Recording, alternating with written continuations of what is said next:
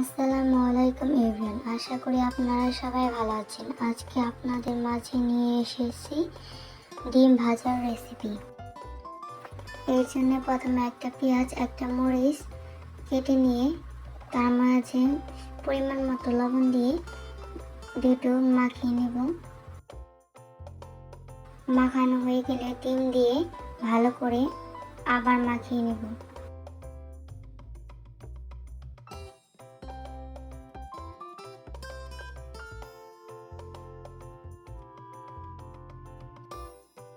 কড়াইয়ের ভেতর তেলটা গরম হয়ে গেলে ডিম দিয়ে দেবো।